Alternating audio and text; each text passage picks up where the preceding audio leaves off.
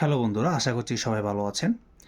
আজকে আমরা যে বিষয় সম্পর্কে জানবো সেটা হচ্ছে আপনার এলাকায় আপনার জমি আছে কিন্তু সেটা জানেন না। কিন্তু মনে করছেন আপনার ওই জায়গাটা আপনি মালিকানাধীন পাবেন। তাহলে সেক্ষেত্রে আপনার করণীয় কী? তাহলে সেক্ষেত্রে আপনার করণীয় হচ্ছে আপনার ওই জায়গাটার যে প্লটটা আপনি আপনার মালিকানা দাবি করছেন সেটা অবশ্যই সেটার বিএস বা আরএস দাগটা বের করতে হবে।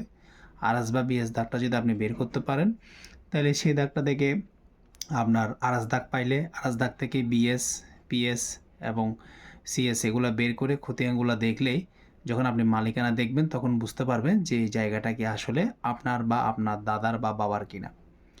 আরেকটা বিষয় হচ্ছে যখন আপনি দেখবেন ওই খতিয়ান থেকে যে আপনার কোনো একটা আরএস বা বিএস বা পিএস যে খতিয়ানে আপনার মালিকানাটা যাচাই করবেন সেই মালিকানাতে আপনার আপনার যদি কোনো ওয়ারিশের যদি নাম থেকে থাকে তাহলে বুঝতে হবে ওই জায়গাটা আপনারই।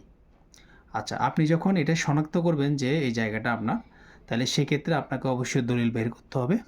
দলিল বের করার জন্য আপনি যেই মালিকানায় এই জায়গাটি পাবেন, সেটার ক্ষেত্রে আগে দেখতে হবে এটা কি আপনি ওয়ারিশ সূত্রে পাচ্ছেন নাকি এটা কেনা দলিল। এই বিষয়টা আগে অভিহিত করতে হবে। ওই দলিলটা যদি পান, তার থেকে যদি কোনো বায়া দলিল থেকে থাকে ওই বায়া দলিলগুলো আপনাকে বের করতে হবে এবং এরপরে আপনাকে জরিপ খতিয়ান বা নামজারি করতে হবে। ধন্যবাদ আপনাদেরকে। আশা করছি এরকম নিত্য নতুন জায়গা জমি সংক্রান্ত বিষয় জানতে আমাদের পেজটি ফলো করবেন এবং শেয়ার করেন যাতে আমরা নতুন ভিডিও আপলোড করতে উৎসাহিত হতে পারি। ধন্যবাদ সবাইকে, ভালো থাকবেন।